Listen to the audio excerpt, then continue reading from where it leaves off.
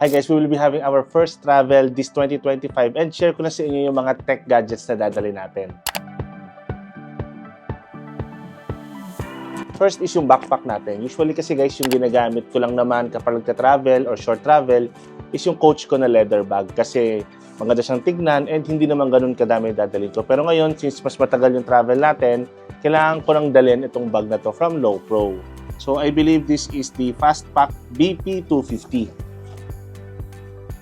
Yan siya guys. So matagal-tagal na rin sa akin to. Parang I think nasa 2 years or 3 years na rin sa akin tong backpack na to. And hindi ko naman kailangan mag-iba ng mga tech bag since kasya naman lahat dito. 250 liters tong bag na to guys. And ang kinaganda nito, every time na uulan or winter yung pupuntahan natin and magsisnow, meron siyang kasamang parang raincoat or jacket ng bag na to na naka-attach na dito mismo sa loob. And meron siyang small pocket dito sa harapan. Dito natin ilagay passport natin, yung eyeglasses natin. And dito naman sa loob, may mga space pa rin siya na pwede mong ilagay. Ito yung tinatawag nila na parang yung mga important na gamit mo na easy access, dito mo ilalagay. But yung mga tech essentials mo, dito mo ilalagay sa flap na to. Yan, dito sa flap na to. So may flap siya dito and ayan siya pag binuksan guys. So hindi siya mahuhulog kasi meron siyang lock na nakalagay dito. No? So may lock siya dyan and may lock din siya dito. And then once na binuksan mo siya, depende na sa'yo kung paano mo gagamitin or paano mo ilalagay yung mga gamit mo sa loob. So, pwedeng 2 camera dito, isang lens, mga power banks, and batteries. Pero sa trip na to guys, actually hindi pa nga ako decided kung ano yung mga dadalhin ko. Pero iniisip ko, dalhin ko na lang lahat. Let's go to the accessories naman na dadalhin natin or yung mga ilalagay natin dito sa tech bag natin. First is yung camera natin, which is yung main camera na gamit natin ngayon, yung Sony a7C Mark II with the 24-50 G lens 2.8 aperture. Mas pipiliin ko tong lens na to para maging flexible, no? Kasi parang iniisip ko ito yung gagamitin ko sa pag-vlog or ito yung gagamitin ko sa pag-take ng mga pictures. Kasi even this kind of lens, kahit hindi siya G Master lens, maganda yung mga quality na pictures na nilalabas niya. And then second camera na gagamitin natin is yung Fujifilm X-T50. So, maliit lang siya guys, very compact with 27mm na lens. And I think this is waterproof or weatherproof or weather resistant. So, ito yung gamitin natin. Meron naman siyang cage kaya kung sakali man na mabagsak natin, wag naman sana, protected pa rin siya. Next naman is yung Mantis Pod tripod natin. So, maliit lang to guys and may Bluetooth remote siya for recording, zoom in and zoom out. So, I think magagamit natin to sa mga handheld vlogging natin kasi pwede to sa lahat ng cameras natin and pwede rin to sa Action 5 Pro or sa Pocket 3 natin. Ito yung tsura niyan guys, no? Matagal na sa akin to and favorite ko tong gamitin every time na mag-handheld vlogging ako.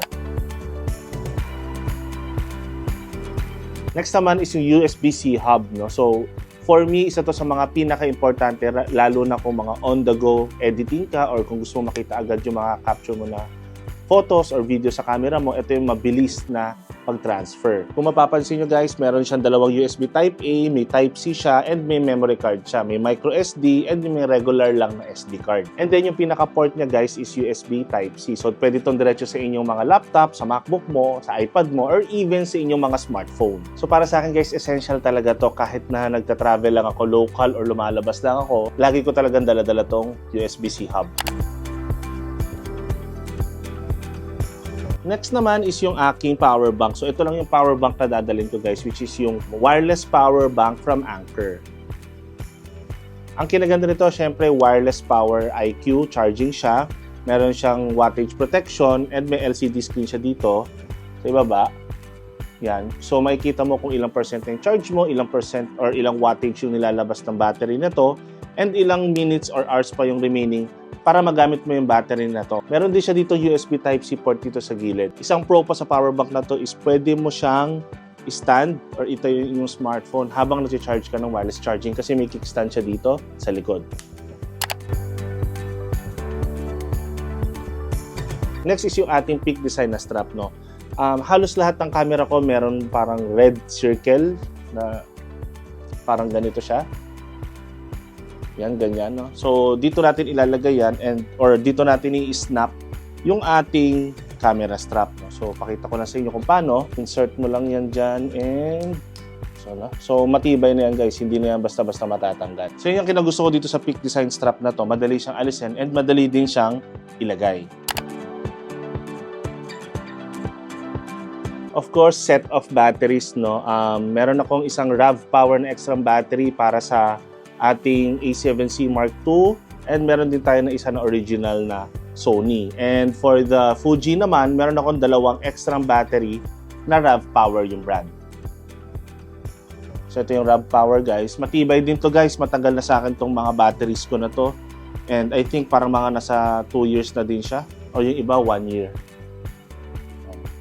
Hindi naman siya lumulobo. Yung iba kasi guys na ginamit ko or yung iba na binili ko, lumobo eh. So medyo natakot ako. Hindi ko na sabihin yung brand pero lumobo siya. Buti na lang wala siya sa camera ko or hindi siya nakalagay sa camera ko. Kundi patay. Baka masira pa yung camera natin. Etong Insta360 Go 3S, pinag-iisipan ko pa kung dadalhin ko siya kasi para marami na akong dalang camera kasi dadalhin ko din yung Action 5 Pro natin. Pero parang mas madali kasing gamitin to kasi pwedeng ito na lang dalhin ko and for POV shoots, mas magagamit ko to. Dalhin ko na lang din to para sigurado tayo. Pwede naman natin to i-carry on and napakaliit lang naman. Ito yung itsura niyan guys, yung ating Insta360 Go 3S and kung gusto ko siyang i-detach, press ko lang yung button dito and maaalis ko na siya. So, pwede ko lang siyang ilagay dito. Yan, o. Ganito lang siya kaliit. Napakaliit lang ng magnet nito, guys, no? Everyday for POV shoots, kung ayaw mo maglabas ng camera or nahihiya kang gamitin yung inyong camera sa labas, pwede natin gamitin to for POV shoot. So, dali na lang din natin, guys, kasi kung gagamitin natin, edi gamitin natin. Kung hindi, okay lang naman kasi maliit and magaan lang naman siya. So, very important din tong anchor na to, guys, no? So, etong anchor adapter na to, humahaba siya. Pakita ko lang sa inyo. Yan, no? So, mahaba tong cord na to. And kung malayo ka or nag-charge ka niyo yung laptop, cellphone, power bank, pwede mo tong gamitin. So, may outlet siya dyan and may outlet din siya dito, no? Aside from that, meron siyang mga USB ports dito. May Type A and Type C. So, habang nag-charge ka ng laptop mo, pwede ka rin mag-charge ng inyong cellphone and mas mabilis siya mag-charge kasi USB Type-C na siya. Last camera na dadali natin is yung ating Osmo Pocket 3. Ito kasi guys, kaya ako siya gustong dalhin dahil maliit lang siya and kung gusto nating mag-rolling shots or mag-B-roll or sabihin natin mag-slow-mo, ito yung pinakamaganda na maliit na camera na masasabi ko kasi 1-inch sensor na to, no? Kaya maganda na yung quality na nilalabas ng videos nito. And at the same time, yung image stabilization ng mga videos natin is maganda rin. So, Osmo Pocket 3 also a must sa mga travels. Last but not the least, very important tong adapter na to, no? So, travel adapter to, pwede to sa Japan, sa Australia, sa Europe. And isa sa mga kinagusto ko dito is meron siyang surge protector.